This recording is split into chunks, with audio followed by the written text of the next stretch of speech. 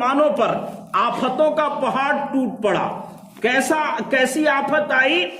جب خلافت عباسیہ کا دور تھا، جناب رسول اللہ صلی اللہ علیہ وسلم کے بعد 30 سالوں تک خلافت راشدہ قائم رہی۔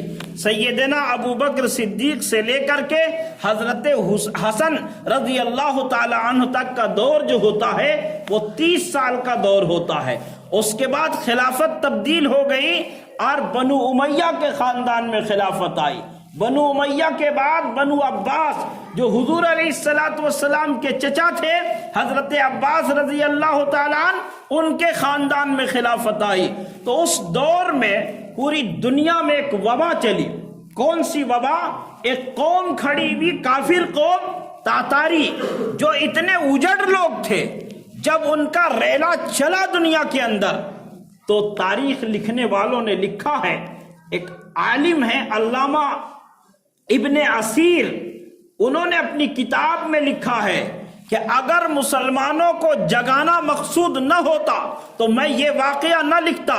یہ واقعہ اتنا دردناک ہے، اتنا پردرد ہے کہ ایسے واقعات کو سنانا بہت جگر کا کام ہے۔ مسلمانوں کی بربادی کی داستان، مسلمانوں کی تباہی کی داستان سنانا یہ کوئی معمولی بات نہیں ہے۔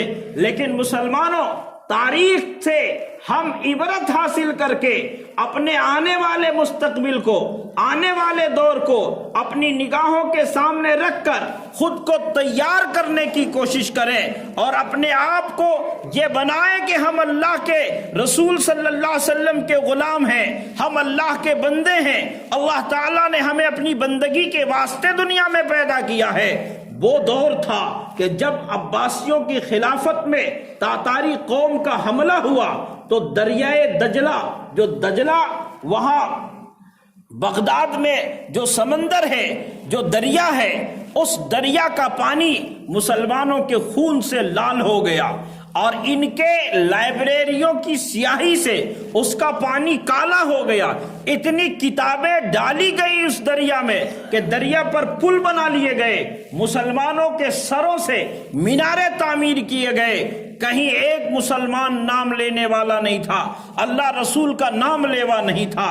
لیکن کیا کہیے، نہ کتابوں سے، نہ وعظوں سے، نہ زر سے پیدا دین ہوتا ہے، بزرگوں کی نظر سے پیدا۔ مگر ہمارے یہ جو بوریا بستر لے کر کے چل رہے ہیں، ان پر طنز کسنے والے بھی یاد رکھیے کہ یہ اتنا بڑا کام ہے، یہ دیکھنے میں معمولی لگتا ہے، لیکن یہی لوگ دنیا میں انقلاب لائیں گے۔ دین کا قلعہ فتح ہوگا، دین کا قلعہ تعمیر ہوگا انہی کی قربانیوں کے ثمرے میں۔ جو آپ کے یہاں آ رہے ہیں، ہماری مسجدوں میں جا رہے ہیں، آپ سے نہ کھانا طلب کرتے ہیں، نہ پانی طلب کرتے ہیں، اپنی جان، اپنا مال، اپنا وقت لے کر کے یہ آ رہے ہیں۔ ایسے ہی ایک دیوانے، پورے بغداد سے مسلمانوں کا خاتمہ ہو گیا اور اس کے بعد جب تاتاری قوم کا شہزادہ ایک سفر پہ چلا ہے، سیر کرنے چلا ہے، تو اسے نظر آیا ایک درویش، پھٹے حال فقیر، ایک مسلمان، سر پہ عمامہ اور چہرے پہ داڑھی اور ہاتھ میں تسبیح لیے ہوئے ہے۔ اور وہ دیکھ کر کے تلملا اٹھا کہ ہمارے آبا و اجداد نے مسلمانوں کو اس صفحے ہستی سے مٹا دینا چاہا، ختم کر دینا چاہا، اس کے بعد بھی یہ ملا یہاں کیسے نظر آ گیا؟ ان کو بلایا گیا، پکڑ کر کے لایا گیا اور اس سے پوچھا۔ سپاہیوں نے کہا کہ حضور آپ اجازت دیجئے اس کا کام تمام کر دیا جائے۔ تو اس نے کہا کہ نہیں، میں کچھ سوال کروں گا اس سے، اگر یہ سوال کا جواب دے دے تو بہت اچھا، ورنہ اسے قتل کر دیا جائے گا۔ تو اب یہ جو ایمان کی محنت ہے جماعت میں چل کر کے، بہت لوگوں کو یہ گمان ہوتا ہے کہ ہم نمازی بھی ہیں اور حاجی صاحب بھی ہیں اور زکاتی بھی ہیں، اس کے بعد بھی لوگ جماعت میں لے جانا چاہتے ہیں مجھ کو، کیا غرض ہے مجھ کو وہاں جانے کی؟ لیکن دوستو، ایمان کیا چیز ہے یہ بتایا اس نے۔ پوچھا اس نے کہ تو اچھا ہے کہ میرا کتا اچھا ہے، اس تاتاری شہزادے نے۔ تو اس بزرگ نے کہا کہ میں ایمان کے ساتھ دنیا سے رخصت ہوا تو میں اچھا ہوں اس کتے سے، اور اگر میں بے ایمانی کی حالت میں، کفر کی حالت میں دنیا سے چلا گیا تو کتا مجھ سے بہتر ہے۔ یہ ایسا فلسفہ تھا کچھ شہزادے کے سمجھ میں نہیں آیا، تو ان کو تفصیل سے بتانا پڑا کہ ایمان کیا چیز ہے۔ اور ایمان ایسی چیز ہے، وقت نہیں ہے ورنہ میں آپ کو بتاتا کہ ایمان کے کیا معنی ہیں۔ یہ ایمانی قوت ہے جس کو قرآن نے کہا وَأَنْتُمُ الْأَعْلَوْنَ إِن كُنتُم مُؤْمِنِينَ۔ حالات ایسے ہیں کہ پوری دنیا سے، پورے بغداد سے مسلمانوں کو مٹا دیا گیا، ان کی حکومت کی اینٹ سے اینٹ بجا دی گئی، لیکن یہ ایمانی پاور اور طاقت اور اسلام کا یہ جادو تھا کہ دنیا میں، دنیا کے اتہاس میں یہ بات درج ہے کہ جب کوئی قوم کسی قوم پر جیت لیتی ہے، فتح حاصل کرتی ہے، تو وہ فاتح قوم کا دین، اس کا مذہب، اس کے نظریات رائج ہوتے ہیں دنیا میں، لیکن اسلام اللہ تعالیٰ نے اس کو الگ نمایاں بنایا کہ وہ تاتاری جو اسلام کو مٹانے کے لیے آئے اور مسلمانوں کا قلعہ کما کر دیا، ان کے تختوں کو پلٹ دیا، ان کی حکومت سے کی اینٹ سے اینٹ بجا دی، لیکن ایمانی پاور اور ایمانی طاقت یہ تھی کہ جب اس شہزادے کو ایمان کی بات سمجھائی گئی تو اسے یقین آ گیا، اور اس نے کہا کہ جب میں بادشاہ بنوں گا تو میں تمہارے دین کو، تمہارے مذہب کو قبول کر لوں گا۔ بہرحال وہ وقت آیا کہ وہ بادشاہ بھی بنا، اور بادشاہ بننے کے بعد اس بزرگ کے صاحبزادے نے اسے یاد دلایا اس وعدے کو، وہ ایمان قبول کیا۔ یہ اللہ تعالیٰ نے ایمان کا، اسلام کا ایسا پاور رکھا ہے کہ اسلام ایسے دنیا میں پھیلتا ہے۔ اقبال نے اسی کو کہا کہ تو نہ مٹ جائے گا ایران کے مٹ جانے سے، نشائے میں کو تعلق نہیں پیمانے سے، ہے آیا یوں ریشے تاتار کے فسانے سے، پاسباں مل گئے کعبے کو صنم خانے سے۔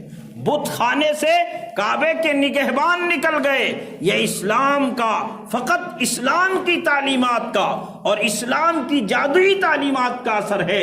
اس لیے مسلمانوں، آج کے جو حالات ہیں، آج کا جو تناظر ہے، اس سے اگر ہم نکلنا چاہتے ہیں، اس سے اپنے آپ کو بچانا چاہتے ہیں، تو یاد رکھو کہ ہمیں ایمان سے اور اسلام سے اور اپنے رب سے مضبوط رشتہ قائم کرنا ہوگا، اور مضبوط رشتہ قائم کرنے کے لیے ہمیں کچھ چھوٹی چھوٹی قربانی بھی دینی پڑے گی۔ اپنی تعلیم گاہوں کو مضبوط کرنا ہوگا، اپنے آپ کو دعوت کے عظیم کام، دعوت کا جو کام ہے یہ بہت مبارک کام ہے، اس کام سے لگا کر کے رکھیے۔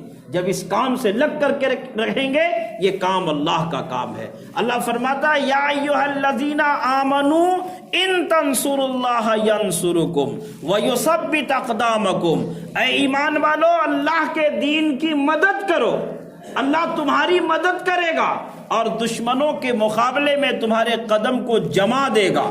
قدم کو جمانا ہے اور اپنے آپ کو ان حالات سے بچانا ہے، تو ایسی صورت میں ہم مسلمانوں کو ایمان کی اس طاقت کو، ایمان کی اس قوت کو اپنے سینے سے لگا کر کے رکھنا ہوگا، اور اس کے لیے جو کوششیں ہیں ان کوششوں کو کرنا ہوگا۔ اللہ پاک سے دعا کیجئے پروردگار عالم ہم تمام مسلمانوں کو ایمان اور اسلام پر ثابت قدمی کے ساتھ چلنے کی توفیق عطا فرمائے۔